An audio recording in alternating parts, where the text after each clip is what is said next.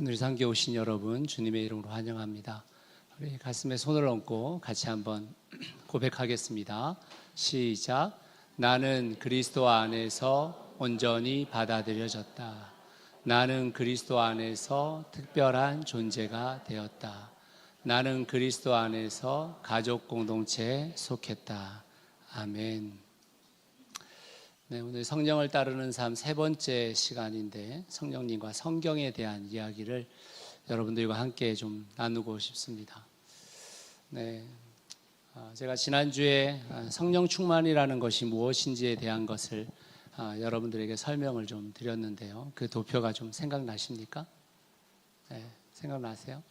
네. 우리가 나 중심이 아닌 예수 그리스도를 좀 따라 살아보고 싶다라는 생각이 드는 그 순간 성령님은 우리 안에 내주하십니다. 어려운 게 아니에요. 뭐 내가 막 완전히 살아가야 됐다, 내가 온전히 살아 이런 개념이 아니라 내가 예수 그리스도를 따르는 삶을 좀 살아보고 싶다라는 생각이 들면 성령님은 우리 안에 내주하세요. 그 성령의 내주하심이 우리를 성령의 인도를 따라 살아가게 만들죠. 그래서 성령의 인도하심이 우리의 삶 가운데서 계속 진행되어집니다. 네, 눌러주세요. 네. 자, 그 성령의 인도하심이라는 게 뭐냐라고 우리가 질문을 던진다면 성령의 열매가 맺혀지는 것입니다. 성령의 열매는 이제 소위 우리의 언어로 이야기하자면 인격입니다. 우리의 인격이 계속해서 성숙해져 가는 거예요. 성령의 열매를 첫 번째로 다루고 있는 이유는 왜 그렇다고 말씀드렸죠? 가장 오래 걸려요. 우리의 인격이 주님의 인격을 닮아가는 게 가장 오래 걸립니다. 물론 그렇게 오래 안 걸릴 분들도 있을 거예요. 근데 제가 생각할 때 저희 교회 성도들은 다 오래 걸린 것 같아요. 저를 포함해서. 오래 걸리셨죠? 지금도 아마 계속 그 시간을 지내고 있으실 겁니다. 근데 이 성령의 열매와 함께 우리 안에 성령의 인도하심은 가장 먼저 뭘 보여주게 되냐면 성령의 비전을 보여주시는 겁니다. 우리의 삶의 목적이 달라지고 목표가 달라지는 거거든요. 그 비전을 이뤄가려면 반드시 뭐가 필요하냐? 능력이 필요합니다. 능력이. 그런데 그 능력을 우리는 은사로도 표현해요. 왜 그러냐면 그 능력이 내 개인의 능력으로 성령께서 이루시려는 일이 이루어지지 않아요. 왜냐하면 은사를 통해서 공동의 이익을 위해 성령님은 활동하시기 때문인 겁니다. 성령님은 나 혼자만 뭐 특출나고 나 혼자 뭐 성공하고 나 혼자 뭐 되는 거 이런 거 좋아하지 않아요, 사실은. 성령님은 공동의 이익을 위해서 우리에게 은사를 주시는 겁니다. 그러면 이 인격이 성숙하고 내 삶의 목적이 바뀌고 그것으로 인해서 내 능력을 받아 그렇게 살아가는 삶이 계속 심화되는 것을 뭐라고 한다고요? 성령의 충만이라고 이야기하는 겁니다. 여러분 이 도표를 잊으시면 안 돼요. 성령을 이해하지 못하면 지금 이 시대의 기독교를 이해할 수 없습니다. 전혀 이해가 되지 않아요. 그러면 우리가 정말 성령 충만한 삶을 살고 싶은가? 여러분 어떠세요? 성령 충만한 삶을 살고 싶으세요? 별로 열망이 없잖아요. 그러니까 우선 열망이 없기 때문에 성령 충만한 삶은 우리 가운데 이루어지지 않아요. 내가 성령 충만으로 살아가고 싶다라는 마음이 생겨야 성령님께서 저 작동을 해주시는데 우리 안에 성령의 충만으로 살고 싶은 마음이 우선 없어요. 그렇죠? 아닙니까? 대부분 없습니다. 성령의 충만으로 살고 싶다고 생각하는 사람이 많지 않다는 거예요. 그게 최고의 문제예요. 왜냐하면 나는 그리스도인인데 성령을 따라서는 살기 싫어. 나는 그리스도인으로서 이런 신앙을 갖고 있는데 그 신앙을 따라서 살기는 싫은 거예요. 그냥 목사님 주일날 잘 나올게요. 목사님 기도하고 헌금도 하고 할게요. 뭘 저런 삶까지. 이게 사실은 우리의 현실입니다. 현실.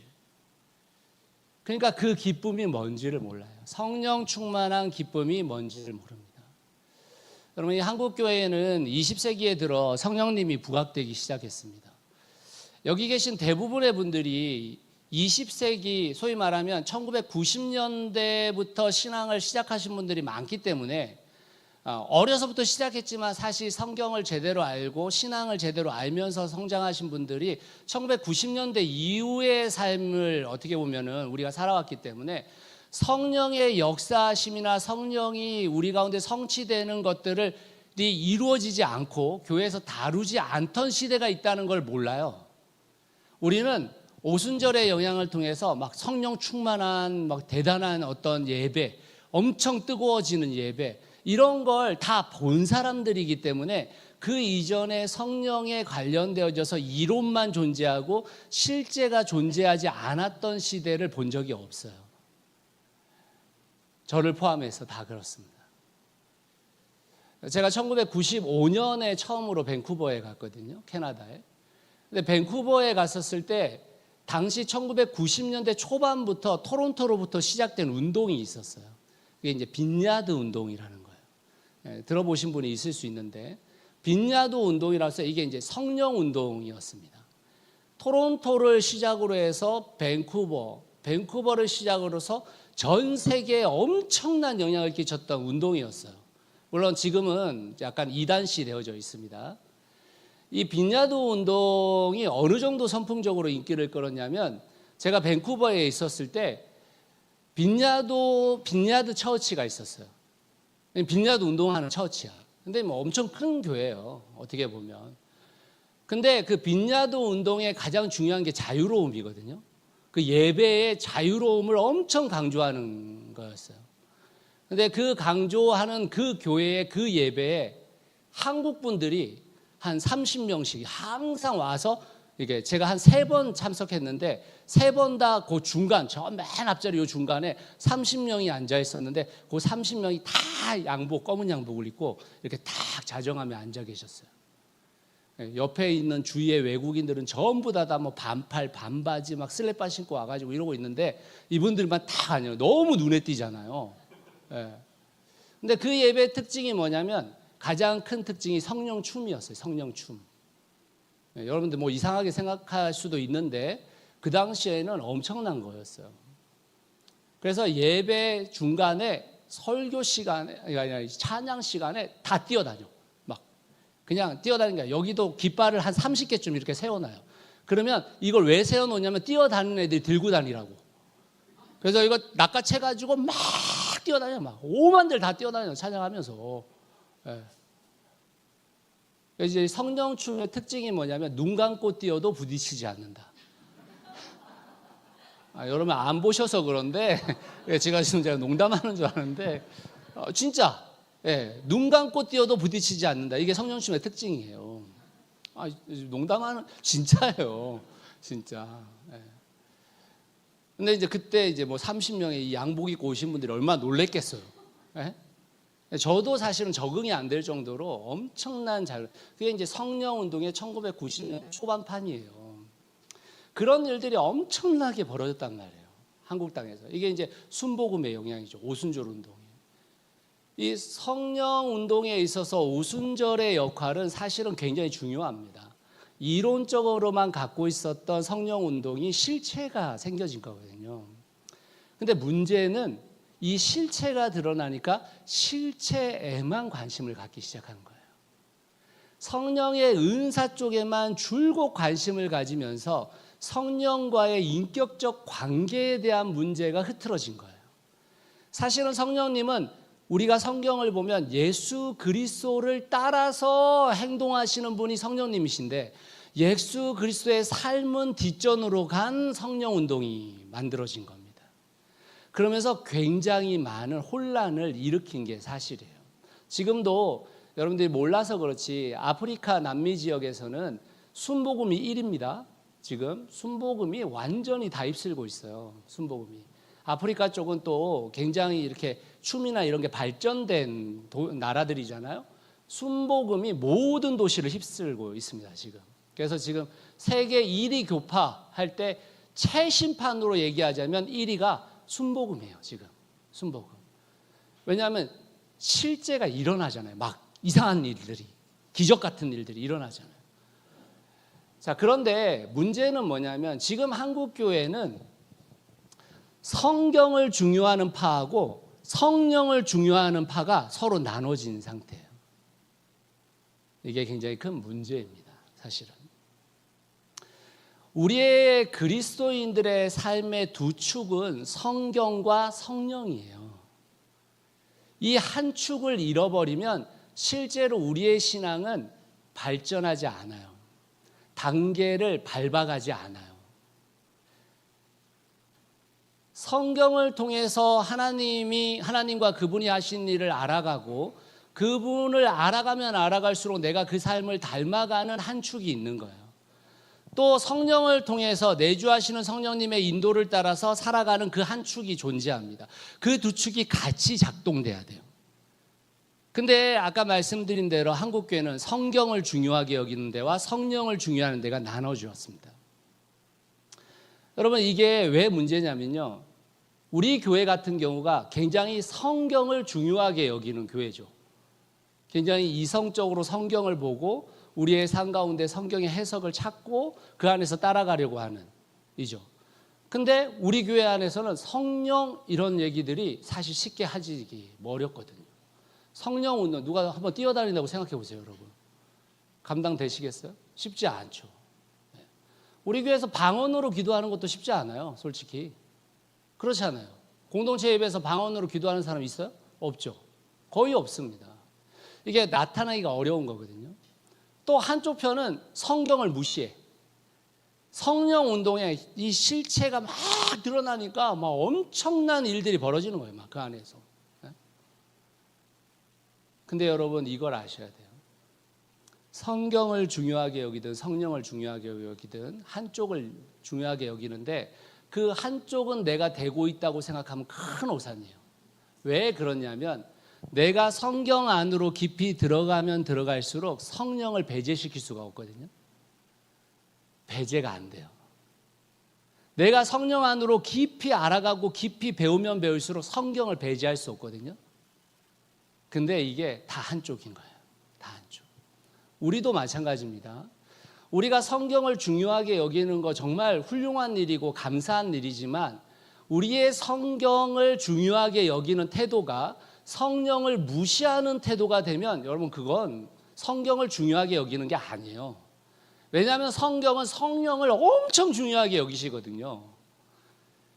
그러니까 이 두 단계의 이야기들을 여러분들이 두 축의 이야기들을 다 섭렵하시고 함께 배워가야 되는 겁니다. 제가 만약에 오늘 오순절 교회에서 설교를 했다면 저는 성령의 인도하심을 따라 사는 삶에 대해서 먼저 설교했을 거예요.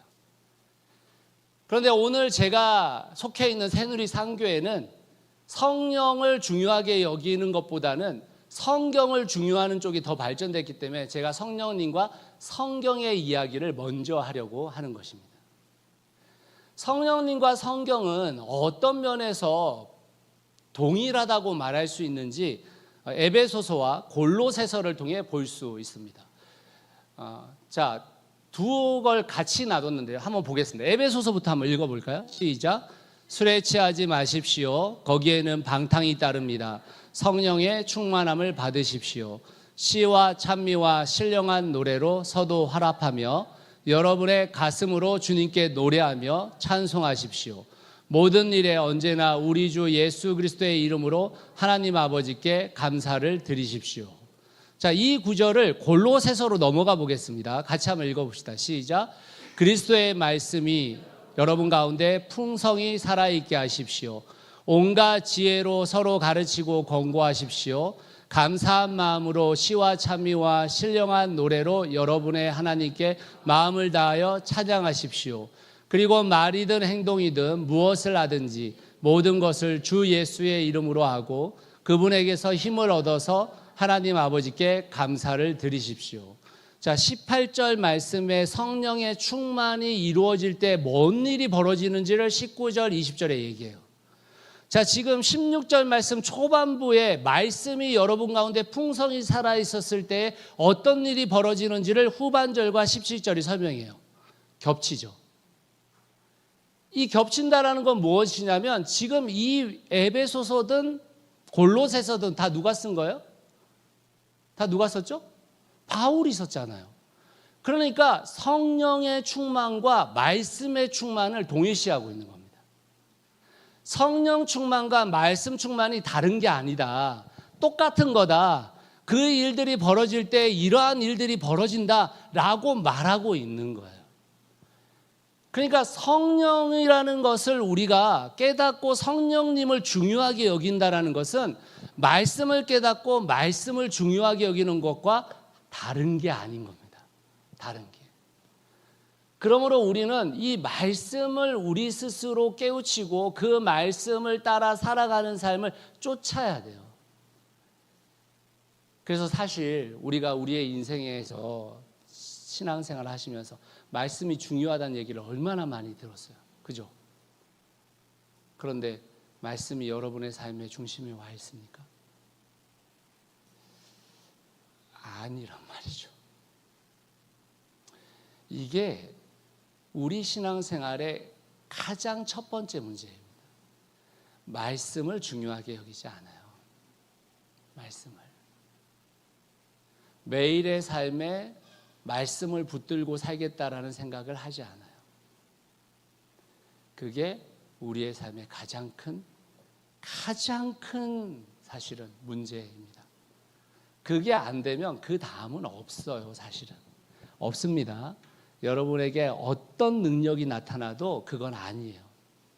왜냐하면 여러분 말씀을 중요하게 여기지 않으면 우리 삶에 일어나는 생각과 마음과 우리의 모든 어떻게 보면 현실 안에서 벌어지는 일들에 대한 분별이 일어날 수 없어요. 분별이 되어지지 않기 때문에 문제가 생길 수밖에 없습니다. 이 말씀 충만에 이르기까지 우리가 뭘 해야 되는지를 좀 생각해 보실 필요가 있습니다. 오늘은 그 부분을 좀 여러분과 다루겠습니다. 오늘 설교는 여러분 너무 뻔한 설교예요. 너무 뻔해요. 왜냐하면 여러분들이 너무나도 많이 들었던 얘기니까요. 여러분 그 너무 뻔한 설교를 우리가 우리의 삶에 가져오지 않으면 우리는 사실 신앙의 두 번째 발자국은 걷기 어렵습니다. 첫 번째 우리가 성경을 따라 성령이 인도하시는 그 새 생활이 시작되려면 우리의 10을 넘어서야 돼요. 목사님 10이 되지도 않는데 뭘 넘어섭니까? 이런 얘기를 하실 수 있어요. 여러분 우리가 풍삼기를 통해 가지고 10을 얼마나 중요하게 여기고 있어요? 얼마나 강조하고 있어요? 그런데 10이 잘 안 되죠. 잘 되시나요? 어떻게?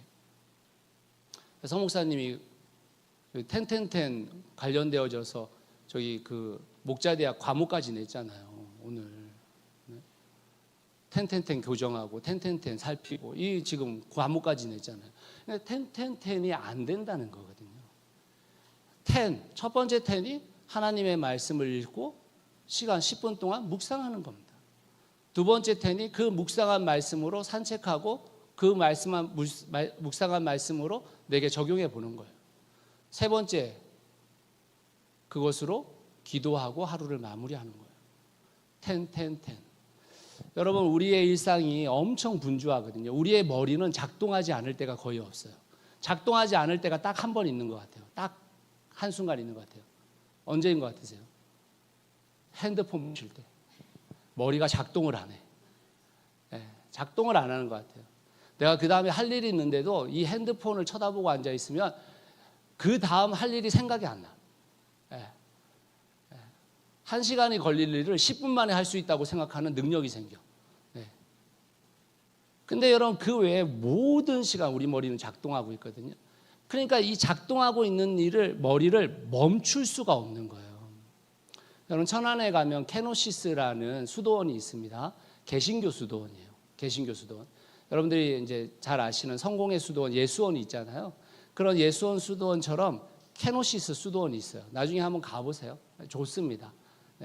근데 그 케노시스 수도원에 온 사람들을 생각해 보시면 거기에서 어쨌든 약간의 일상의 생활에서 벗어나서 좀 하나님도 묵상하고 깊이 하나님과 대화하고 그 안에서 좀 이 시간들을 보내려고 온 사람들이잖아요. 그렇게 온 사람들조차 묵상이 안 되니까 케노시스 수도원에서 뭘 하냐면 10시, 1시, 5시에 종을 쳐요. 종을 모든 케노시스 수도원에 들릴 정도로 크게 칩니다. 그럼 어떻게 하냐면 하던 일을 그 자리에서 바로 멈추고 와가지고 같이 기도하는 시간을, 묵상하는 시간을 갖게 만들어요. 다시 말하자면 우리가 일상에서 벗어나서 거기에 갔는데도 우리 스스로의 머리가 작동하고 있는 거예요. 10분을 우리가 함께 보내기가 어려운 거예요. 그러니까 우리 일상에서 그 10분을 보내는 게 얼마나 어렵게 느껴지겠어요. 근데 여러분, 이 한국교회가 갖고 있었던 맹점이 뭐냐면 마치 그걸 숙제라고 여기게 만드는 거예요. 숙제라고. 여러분, 우리가 평생토록 숙제라고 여겼지만 못하고 있는 숙제가 뭡니까? 1년에 1독하는 거. 못하잖아요.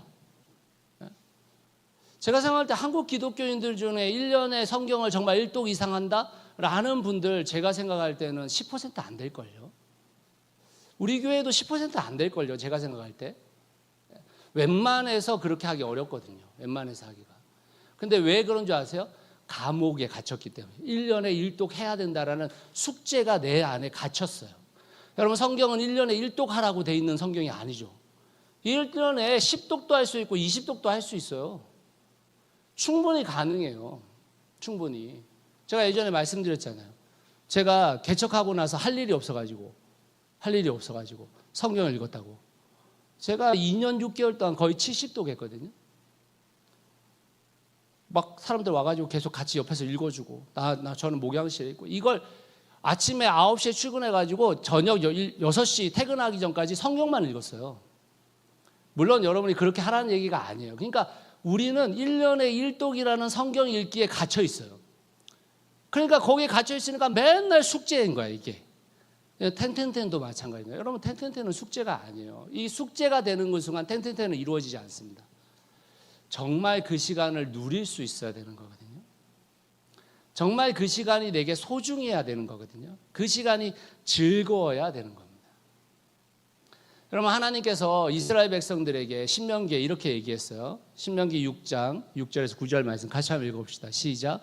내가 오늘 당신에게 명하는 이 말씀을 마음에 새기고 자녀에게 부지런히 가르치며 집에 앉아 있을 때나 길을 갈 때나 누워 있을 때나 일어나 있을 때나 언제든지 가르치십시오. 또 당신들은 그것을 손에 메어 표로 삼고 이마에 붙여 기호로 삼으십시오. 집 문설주와 대문에도 써서 붙이십시오. 네. 여러분, 이 6절부터 9절 말씀에 이거 여러분 할 수 있으시겠어요? 어떠세요? 거기에 보면 집에 앉아 있을 때나 길을 갈 때나 누워 있을 때나 일어나 있을 때나 언제든지 가르치십시오. 네. 당신들은 그것을 손에 메어 표로 삼고 이마에 붙여 기호로 삼고 문설주와 대문에도 써서 붙이십시오. 여러분, 이거 하나님의 말씀인데 우리 그대로 하는 사람 없잖아요. 여러분, 이걸 할 수 있다라는 거는 다시 말하면 그 말씀을 하는 것이 즐거워야 되는 거예요. 안 즐거우면 절대 할 수 있는 일이 아니죠. 숙제 못합니다. 네? 숙제 못해요. 텐텐텐을 여러분 넘어서야 합니다. 넘어서야 돼요. 제가 대학에 다닐 때 저희 교회 청년부 전도사님이 계셨습니다. 지금은 이제 목사님이 되셨는데 그 전도사님이 저희한테 이렇게 얘기했어요. 큐티를 처음에 가르쳐 주시면서 이렇게 얘기했어요. 큐티를 하루 하고 안 하고는 별 차이가 없다. 근데 그 큐티를 1년, 2년 하고 안 하게 되면 그건 엄청난 차이를 만들어낸다. 이렇게 얘기했어요. 저는 그 말이 아직도 잊혀지지 않아요. 그 상황도 다 기억이 나요. 근데 제가 살아보니까 정말 그렇더라고요.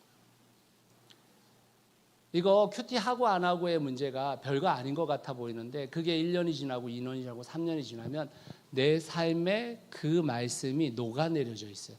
내가 그 말씀을 지키려고 움직여지는 게 아니라 그 말씀이 나를 움직이게 만들어요.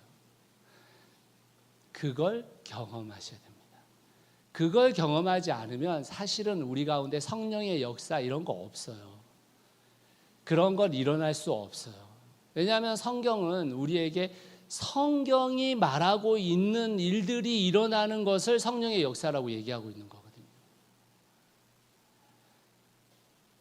그래서 여러분 텐텐텐에 갇히지 마시고 텐텐텐을 넘어서시기를 바라요. 매 시간 하나님을 인식하며 살아가면 그 안에 참 평안과 고요가 있음을 알게 되어집니다. 그게 우리 삶이에요. 그게. 두 번째로 우리가 해야 하는 것은 말씀을 가까이 두는 연습을 하셔야 돼요. 말씀을 가까이 둔다라는 것은 자주 말씀에 나를 노출시키는 것을 말합니다. 여러분 핸드폰에 진짜 많이 노출돼 있으시죠? 그죠?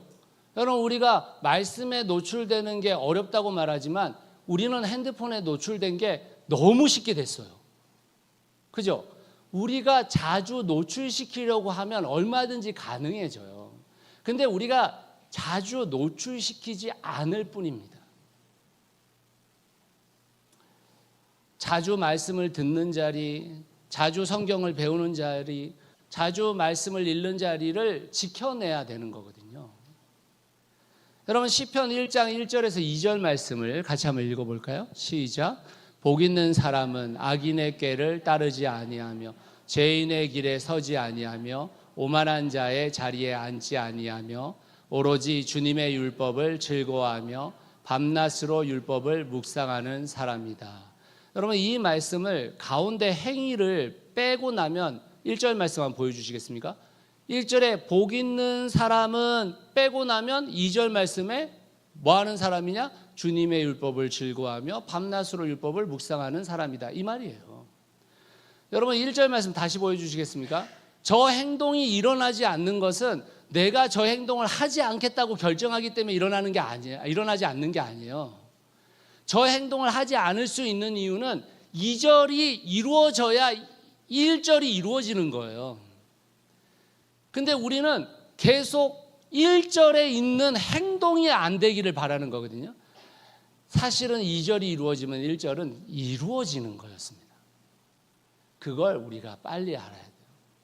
근데 여러분 저기에 보니까 2절 말씀에 하나님의 말씀을 즐거워한다고 하잖아요. 밤낮으로 율법을 묵상한대잖아요. 밤낮으로 율법을 묵상하고 있는 분 계세요? 여러분 저희가 지금 저희 교회에 한 10여 명의 사람들이 새벽에 렉시오 디비나를 하거든요. 그러면 읽은 말씀 중에 하나의 말씀을 알아차리고 그 말씀을 붙들고 있습니다. 예를 들면 4단어 정도의 그 이하의 말씀을 붙들어요. 그럼 거기서 묵상해요. 점심 때 뭐 하는 거냐? 그 붙잡은 그 4단어를 붙잡고 사는 거예요. 붙잡고 사는 거. 주야로 말씀을 묵상하고 사는 겁니다. 어려운 게 아니에요, 사실은. 그 묵상한 단어가 하루에 자주 생각이 나요. 내가 어떤 상황에 부딪힐 때마다 그 말씀이 떠오릅니다. 내가 어떤 상황을 맞이할 때 그 말씀을 떠올리고 나서 그것을 맞이하려고 노력하게 돼요. 어려운 게 아니에요. 근데 우리는 벌써 어렵다는 생각이 들거든요. 저 어떻게 저렇게 하나. 어려운 게 아니에요, 사실은. 그러면 우리가 1절 말씀의 삶을 살아낼 수 있어요. 가능한 일입니다. 여러분 성경의 말씀은 우리에게 그것을 가능토록 만드는 거예요. 가능토록. 제가 어떤 경험이 있냐면 제가 결혼을 하고 나서 2002년에 제가 결혼을 했는데 제 아내는 서울에서 학교를 다녔고 저는 대전에서 사역과 학교를 다녔습니다. 그러니까 사실은 일주일에 며칠 만날 수 있는 기간이 없는 거예요. 그래서 저희 아내가 이제 그 친정에 머무르고 있었는데 주일 사역이 끝나고 나면 제가 차를 몰고 이제 용인으로 가는 겁니다. 근데 그 가면서 제가 성경 그 설교 말씀 예전엔 테이프 이렇게 넣었잖아요. 차에다가. 요즘 뭐 테이프 이런 말 하면 되게 이상한 사람처럼 느끼는데 옛날에 다 그렇게 넣었단 말이에요. 근데 보통 차 운전하면 라디오가 또 엄청나게 발전했던 시대잖아요. 라디오 틀어놓고 음악 듣고 막 그랬는데 저는 그 설교 테이프나 성경 공부 테이프를 계속 들었던 적이 있어요. 근데 어느 날 뭘 경험했냐면 서울에서 내려오는 길에 그 당시에 엄청나게 유명했던 목사님이 설교 테이프를 하나 내셨어요. 그게 신대원 학생들을 위한 사경회를 테이프로 만든 거였어요. 비전의 사람이라는 테이프였는데 그게 8개짜리입니다. 그러니까 하나당 2시간이에요. 앞뒤면이니까. 그러면 서울에서 대전을 내려오는데 2시간밖에 안 걸리잖아요. 제가 그때 돈이 없어가지고 톨비를 안 내려고 국도로 다녔거든요. 근데 알고 보니까 기름값이 더 드는 거야. 뭐 멍청한 거죠, 사실은. 네, 근데 현금이 없으니까 막 그렇게 다 했단 말이에요. 근데 여러분, 어느 날 제가 그 테이프를 들으면서 서울에서 대전으로 내려오는데 제가 차 안에서 그 8개를 다 들었다는 거 아니에요. 차 안에서. 그때 제가 사경회를 했습니다. 혼자. 부흥회를 했어요. 막 눈물 콧물 다 흘리면서 정말 내려오면서 차를 멈춘 게 한두 번이 아니었어요. 근데 제가 그 기억을 갖고 살아가니까 지금도 저는 장거리 운전할 때 설교 또는 성경 공부 파일을 다 틀어놓고 계속 듣으면서 가거든요. 그러니까 저희 가족들은 제가 차를 몰면 대부분 또 자요. 그래서 이제 이런 추석 시즌이나 설 시즌에는 거의 제가 이제 뭐 대전에서 거제도 갔다가 부산 갔다가 서울 갔다가 대전 와야 되니까, 그러니까 제가 거의 한 뭐 10몇 시간 이상을 운전을 한단 말이에요. 그러면 제가 이 파일 자체를 한 20개쯤 갖고 가요. 제가 귀에 꽂고 계속 듣습니다. 저 혼자 부흥회 하는 거예요. 여러분, 우리가 그럴 수 없다고 얘기하지만 우리는 이미 어딘가에 중독되어 있고 어딘가에 우리의 시간을 쏟고 있어요. 근데 우리 스스로가 말씀을 가까이 두겠다고 결정을 내려야 되는 거예요. 그리고 그 결정에 따라서 하는 겁니다. 제가 지금 저희 이번 추석을 준비하고 있거든요. 제가 이번에 에베소서부터 해서 빌립보서, 골로새서, 빌레몬서 4가지 강의하겠다고 지금 그 목자대학에 썼잖아요. 그 지금 기도를 배우는 지는 끝나는데, 제가 그 강의 테이프에 관련되어진 것을 지금 2분의 것을 지금 파일 18개를 오늘 다운받았어요. 제가. 여러분이 저기 10,000원씩 낸 회비로. 그 18개 다운받고 제가 이제 가야 되잖아요. 거제 갔다가 부산 갔다가 뭐 다, 이건 뭐 그냥 일상이니까. 저는 그 파일을 다 들어볼 예정입니다. 여러분, 말씀을 가까이 두는 자세를 가져야 됩니다. 자세를. 그러지 않고 말씀은 우리 안에 들어오지 않아요. 말씀을. 사랑하는 성도 여러분, 말씀을 가까이 두고 즐거워하고 말씀에 푹 빠져보는 경험이 필요해요. 그 경험 없이는 사실은 성경이 말하는 말씀에 대한 삶을 살기는 어려워요. 우리는 그런 존재들이 아니에요. 우리는. 3번째로, 우리는 삶으로 말씀 읽기를 생활화해야 됩니다. 습관화해야 돼요. 여러분, 이 삶으로 말씀 읽기를 저희 교회에서 중요하게 여기는 거 맞죠? 맞습니까? 삶으로 말씀 읽기가 뭔지는 아십니까? 뭔지는? 제가 목장 모임을 하시는 걸 보거나 목자들 모임조차도 말씀 나눔을 하면 삶으로 말씀 읽기를 하시는 분이 거의 없어요. 거의 없습니다. 여러분, 이게 뭐냐면요, 말씀을 구조에다가 넣는 거거든요. 말씀을 듣고 말씀을 배운 것을 그 구조에 넣어야 그 구조를 통해서 내 안으로 들어와요. 근데 그 구조에 안 넣어요. 그러면 여러분, 그 말씀이 나에게 받아들여지는 게 없어요. 그 구조를 만든 겁니다. 오늘 이 말씀을 듣고 나의 상황에서 나는 어떻게 이 말씀이 들렸는지를 살펴야 돼요. 그걸 컨텍스트라고 하잖아요. 그걸 안 살피면요, 여러분들 말씀은 여러분 삶에서 작동하지 않아요. 왜? 그 말씀을 내 삶으로 가져 들어와 보지 않았는데 어떻게 작동을 해요? 주일 말씀 기억 하나도 안 납니다. 기억날 리가 없어요. 내 삶 안으로 갖고 들어와서 그 말씀이 나에게 뭘 얘기하는지를 안 들어봤는데 주일 말씀이 띄엄띄엄 기억력 좋은 사람이 뭐 한참 있다가 그거 얘기했지 이 정도밖에 안 돼요. 2주 지나봐요. 그 주에 설교한 게 뭔지 기억나나? 기억 안 나요. 구조에다 넣으셔야 돼요. 삼시, 컨텍스트, 내 삶의 상황에서 이 말씀을 어떻게 들렸는지를 받아들이셔야 됩니다. 두 번째, 챌린지잖아요. 그러면 내 삶 안에서 어떤 도전이라는 게 일어나요. 도전이라는 게. 많은 분들이 이렇게 이야기하시는 분들이 있어요. 아니 어떻게 말씀을 들을 때마다 도전을 받을 수 있습니까? 이렇게 말하는 분들이 있어요. 여러분 그건 하나님의 말씀을 잘 모르셔서 하는 얘기예요. 하나님이 이야기했거든요.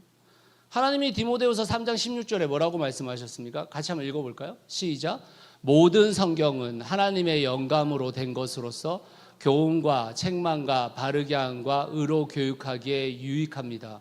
저기 지금 일부 성경은 이렇게 말한 게 아니에요. 그렇게 말한 게 아니에요. 내가 좋아하는 성경은 이렇게 말한 거 아닙니다. 모든 성경이래잖아요. 하나님이 말씀하신 걸 자꾸 부정하려고 들지 마세요. 여러분의 상황 때문에 어떤 내 문제 때문에 그 말씀이 도전이 안 된다고 해가지고 모든 말씀은 하나님이 주셨을 때 그게 도전 안 될 수도 있고 될 수도 있다고 착각하지 마세요. 그건 여러분의 상황이에요. 성경은 그렇게 말하고 있지 않아요. 성경은 모든 성경은 교훈과 책망과 바르게 함과 의로 교육하기에 유익하다잖아요. 그러면 나는 그걸 받아들이는 거예요. 오늘의 이 말씀이 내게 교훈하는 거, 내게 책망하는 거, 내게 바르게 하는 거, 내게 의로 교육하는 게 있을 거다. 하나님이 약속하셨다라고 믿고 받아들이는 거예요. 그게 설교를 듣는 자세고 성경 공부를 하는 자세인 거예요. 그럴 수도 있고 안 그럴 수도 있다. 그건 여러분이에요. 하나님은 아니에요. 하나님은 우리에게 주고 싶은 게 너무 많아요. 우리가 못 받는 겁니다. 우리가. 얼마 전에 저희 그 목자 모임 했는데 목자 모임에서 한 분이 그런 얘기 했어요. 그 목자분의 지인분이 우리 교회를 방문했는데 우리 교회의 성도들 중에 말씀을 들으면서 핸드폰을 너무 많이 본다는 거예요. 그래서 그분이 실족했대. 네, 그 새롭게 오셨던 분이 우리 교회 저 뒷자리에 앉아 있다가 우리 교회 성도님 중에 예배 시간에 핸드폰을 보고 있는 분이 너무 많다는 거예요. 그래서 저희가 이렇게는 얘기했어요. 주보를 보기도 하고 네? 말씀을 이렇게 기록하는 분들도 계시고 제가 핸드폰에다 말씀을 기록하는 편이거든요. 누구 강의 들으면 핸드폰에 바로바로 기록하는 편이어서 그런 말씀을 드렸지만 그렇지 않은 사람도 많을 거예요. 그러니까 여러분 우리가 말씀을 듣겠다라는 결정이 안 이루어지는 경우가 너무 많거든요. 딴짓하는 경우가 너무 많아요. 딴짓하는 경우가. 근데 여러분 하나님은 여러분에게 너무 말씀하고 싶어 하세요. 너무 들려주고 싶은 게 많아요. 여러분의 삶에 너무 하나님은 함께하고 싶어 하시거든요. 그러니까 여러분 우리가 삶으로 말씀 읽기를 진행해야 돼요. 마지막에 도전을 받았어요. 그럼 내 삶에 대한 변화가 이루어져야 되는 거죠. 한 주간 그 말씀을 붙들고 살면서 변화를 경험하는 거죠. 그게 삼시입니다. 그러면 여러분들이 목장 안에서 말씀 묵상을 같이 나눌 때는 아예 대놓고 삼시를 해야 되는 거예요. 그냥 얼버무려서 삼시를 하는 게 아닙니다. 이렇게 얘기해야 되는 거예요. 오늘 그 말씀 속에서 나는 내 상황에 이렇게 들렸다. 그리고 그걸 통해서 나는 이런 도전을 받게 됐다. 내가 한 주간 살면서 이런 변화를 좀 경험했다. 이거 얘기하라는 거지. 딴 거 얘기하라는 게 아니에요. 말씀 줄거리 얘기하라는 얘기가 아니고 여러분들의 삶 이야기하라는 얘기가 아니에요. 그거 하고 이야기 나누세요. 그거 하고. 목자님들 제발 부탁드립니다. 삶 시대로 하세요. 삶 시대로. 그래야 내 안에 이 비밀의 말씀이 계속 차곡차곡 쌓여지지 안 쌓여요. 파일이 없어요. 다 실종됩니다. 다 실종돼요. 삶으로 말씀 읽기를 습관화해야 되는 것입니다. 습관. 사랑하는 성도 여러분, 하나님은 우리의 삶에 개입하고 싶어 하세요. 우리의 삶의 문제에 하나님은 우리의 삶의 어떤 길이 바른 길인지 알려주고 싶어 하세요. 그리고 그 길을 여러분과 함께 걷고 싶어 하세요. 그러면 말씀을 소중하게 여겨야 됩니다. 말씀을. 다른 게 아니에요. 다른 게. 우리의 삶에서 말씀을 소중하게 여기지 않으면 우리의 삶은 바뀌지 않아요. 바뀌지 않습니다. 오늘 설교를 준비하면서 제가 3C를 저 스스로 적용했습니다. 이런 거예요. 저는 제 상황 가운데 말씀을 소중하게 여긴다라는 것을 제가 목회자로서 또는 제가 사역자로서 말씀을 억지로 읽어내는 게 아니라 정말 한 사람의 그리스도인으로서 이 말씀을 정말 사랑하고 아끼고 받아들여야 되겠다라는 생각을 했습니다. 그러면 무엇에 도전을 받았는가? 지난 일주일의 상황 가운데 제가 이따가 조금 더 얘기하겠지만 제가 정말 깊은 영향을 받은 양진일 목사님이라는 분이 이 구약 배경부터 시작해가지고 책 13권을 다 펴냈어요. 이제 끝났어요. 요한계시록까지. 그래서 제가 제 마음에 도전을 받은 게 저 13권을 다 한번 읽어보리라. 이번 연도에 제가 그 13권을 다 한 번 더 읽어보리라. 제가 양진일 목사님 오랜 시간이 됐기 때문에 양진일 목사님 설교나 성경 공부나 이런 걸 많이 들어봤거든요. 그렇지만 그 책은 또 새롭게 온 거니까 다시 한번 읽어보리라라는 결정을 내렸습니다. 혹시 그 결정에 동의하는 분들은 저랑 같이 읽으셔도 됩니다. 네, 정말 도움이 되는 책이거든요. 그리고 제가 그 책을 이 설교 들어오기 전에 제가 없는 책을 다 샀습니다. 제가 이번 연도 2025년이 끝나기 전에 그 13권의 책을 처음부터 끝까지 다시 한번 읽어볼 계획이에요. 여러분 어려운 게 아니에요. 그냥 그 말씀을 듣고 내 안에서 어떤 상황인지를 살피고 내게 여러 매체나 여러 상황 속에서 내게 받아들여진 것을 받아들이고 그것을 통해서 여러분들이 시도하면 되는 겁니다. 그 3C가 여러분 가운데 이루어지셔야 돼요. 오늘의 설교를 듣고 여러분들이 3C를 통해서 그 단계를 밟아보셔야 됩니다. 사랑하는 성도 여러분, 하나님은 우리의 삶 가운데서 복을 주시기 원하세요. 그런데 그 복은 결국에는 하나님의 말씀을 즐거이 묵상하는 자에게 주어지는 복입니다. 그 말씀을 소중히 여기시길 간절히 소원해요. 말씀의 말씀의 결론을 맺겠습니다. 제가 초등학교 다닐 때, 제가 처음에 국민학교로 썼다가 초등학교 다닐 때, 제가 다니는 학교에 농구 골대가 없었어요. 제가 다녔던 학교는 사상초등학교라는 학교였는데 학년당 13반에서 15반 정도 있었습니다. 그리고 한 반에 60명에서 65명이 있었어요. 그러니까 한 학년만 800명 가까이 되는. 그러니까 1학년부터 3학년까지는 오전반, 오후반이 따로 있었어요.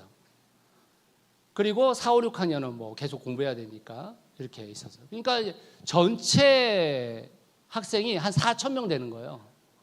근데 운동장이 되게 작았어요. 그때는 크게 느껴졌는데 최근에 가서 봤더니 엄청 작더라고. 그 작은 운동장에 여러분 운동을 하겠다고 나오는 애들이 생겨지면 점심시간에 이게 어떻게 되겠어요? 그래서 학교에서 공식적으로 축구공, 배구공처럼 큰 공을 사용 못하게 만들었습니다. 점심시간에. 왜냐하면 잘못 차면 맞아 죽으니까 이게 안 되니까. 그래서 저희가 축구 골대도 없었거든요. 그래서 지형지물로 만들어진 그런 거 있잖아요. 뭐 이런 거. 그런 걸 골대 삼아가지고 테니스 공으로 축구를 했어요. 테니스 공으로. 그래서 제가 공을 좀 차게 된 것은 테니스 공으로 6년을 찼기 때문에 그 이후에 뭐 큰 공은 뭐 이 껌이다 이런 생각이 들었던 거죠. 근데 제가 중학교에 들어갔는데 농구 골대가 있는 거예요. 이 농구를 제가 했는데 제가 그 당시에 키가 엄청 작았거든요. 제가 초등학교 때 1번에서 2번이었습니다. 항상. 그러니까 제가 생활기록부에 보면 140이 안 됐었어요. 140이 6학년 때. 근데 중학교에 올라왔는데 농구 골대가 있는데 농구를 너무 하고 싶은 거예요. 근데 농구는 뭐예요? 키죠. 이게 안 되는 거야. 그래서 제가 매일마다 드리블 연습을 했어요. 드리블 연습을. 지금 학생들은 대부분 다 NBA를 보고 자랐기 때문에 뭐 이렇게 뭐 백 드리블 하는 거, 뭐 이렇게 크로스 드리블 하는 거 이런 게 아무렇지도 않은 애들이지만 제 당시에는 그런 거 하는 사람이 아무도 없었어요. 저 혼자 깨우쳐 가지고 백 드리블, 크로스 드리블 제가 엄청 연습을 했습니다. 매일마다. 어느 날 순간 먹히더라고 그게. 근데 여전히 슛은 안 되잖아요. 키가 작으니까. 그래서 제가 왼쪽 오른쪽으로 두 발을 뛰면서 훅슛을 연습했어요. 훅슛을. 그래서 제가 중학교 3학년 정도 때는 훅슛이 60에서 70%가 들어갔습니다. 맨날 그것만 연습했어요. 근데 제가 중학교에 딱 올라가는 그 순간 키가 25cm가 컸어요. 그때. 올라가니까 고등학교 올라가가지고 농구를 시작했는데 제가 농구를 엄청 잘하는 거예요. 그래가지고 그때부터는 반대표를 시작해서 이제 학교 대표를 가가지고 학교 대표로 다른 학교하고 시합을 하는데 쫓아다녔어요. 왜 얘기하냐면 제가 제 인생에 즐거워하면서 시작해서 성과를 얻은 그게 첫 성과입니다. 농구가 저의 인생에서. 여러분 우리의 인생에서 시간이 걸리지 않는 건 없죠? 없습니다. 한순간에 이루어지는 것은 없어요. 이루어지지 않아요. 근데 여러분 하나님의 말씀을 묵상하는 것도 똑같아요. 제가 지금 여러분들한테 제 인생에서 하나님의 말씀을 하루 종일 붙잡고 사는 것을 아무렇지도 않게 얘기하는 것 같지만 제가 아까 거론드린 대로 제 대학 시절에 큐티를 가르쳐 주시고 그 큐티를 꾸준히 할 수 있게 만들었던 전도사님, 그리고 이후에 신학을 전공하고 안지선 목사님 밑에 있으면서 안지선 목사님한테 10년 넘게 성경을 연구하는 걸 배웠던 그 시간, 유대교회 신학을 배우기 위해서 이진호 목사님과 2년 동안 안양을 쫓아다녔던 그 시간, 양진일 목사님 밑에서 5년, 6년을 계속해서 성경 공부를 받았던 그 시간, 김영국 목사님을 통해서 하나님의 나라를 쉽게 설명할 수 있게 만들어줬던 그 시간, 여러분 그 시간들이 없었으면 제가 여러분들에게 오늘 하루를 성경을 붙들고 살으세요라고 말하기 어려워요. 시간이 걸려요. 그거 없이 우리의 신앙이 성장하거나 우리의 믿음이 좋아지거나 우리가 성령의 역사를 경험하거나 이런 게 한순간에 일어날 거라고 생각하시면 착각이십니다. 가능하지 않아요. 가능하지 않습니다. 제가 지난 13년이라는 시간 동안에 여러분들을 가르치고 여러분들을 도와주려고 얼마나 많은 성경 연구를 했습니까? 그 시간들이 만들어지지 않으면 사실은 성경을 알 수 없어요. 그러니 사랑하는 성도님들이요, 한순간에 우리의 삶이 바뀔 거라고 생각하시면 안 돼요. 성령의 인도하심을 따라 성경이 성령을 통해 우리에게 제시하는 새 생활이 그냥 이루어질 거라고 생각하시면 착각입니다. 그렇지 않아요. 그렇게 이루어지면 부단히 엄청난 사건 사고를 그 안에서 경험하게 되어질 수밖에 없어요. 제가 성경에서 저의 인생에서 가장 와닿는 말씀이 뭐냐고 물으신다면 저는 히브리서 4장 12절 13절 말씀이에요. 같이 한번 읽어보겠습니다. 시작. 하나님의 말씀은 살아있고 힘이 있어서 어떤 양날칼보다도 더 날카롭습니다. 그래서 사람 속을 꿰뚫어 혼과 영을 갈라놓고 관절과 골수를 갈라놓기까지 하며 마음에 품은 생각과 의도를 밝혀냅니다. 하나님 앞에는 아무 피조물도 숨겨진 것이 없고 모든 것이 그의 눈앞에 벌거숭이로 드러나 있습니다. 우리는 그의 앞에 모든 것을 드러내 놓아야 합니다. 하나님의 말씀이 얼마나 강력하게 살아있는지, 그 힘이 얼마나 엄청난 것인지, 그 혼과 육을 쪼개고 우리의 골수를 쪼개고 우리의 인생을 벌거벗겨 만드는 그 역사가 일어날 수 있습니다. 그게 일어나야 우리의 인생이 매일을 성령 충만으로 살아갈 수 있어요. 저는 하나님의 말씀이 그 힘이 있다는 것을 믿어요. 그 힘이 하나님의 말씀에 있습니다. 다른 거에 없어요. 사랑하는 성도 여러분, 목장 식구들과 만나면 뭐 하세요? 같이 성경을 읽으세요. 목장 식구들과 만나면 무슨 얘기 하십니까? 함께 성경을 읽고 함께 말씀 같이 배우고 함께 우리 차근차근 성령의 충만함을 함께 이루어가자, 이런 말씀 나누십니까? 목회자에게 수동적으로 배우는 자리만 기다리고 계시나요? 성도들과 함께 성경을 읽고 신앙서적을 읽고 그것으로 함께 토론하고 그리고 그 삶을 지속적으로 살아가 보세요. 그러면 우리 안에 주님의 말씀이 가득 차오를 겁니다. 우리의 삶의 충만함이 무엇이라는 것을 알게 될 거예요. 그것이 성령 충만이요 말씀 충만입니다. 말씀대로 살아가고 싶어 안달이 나게 됩니다.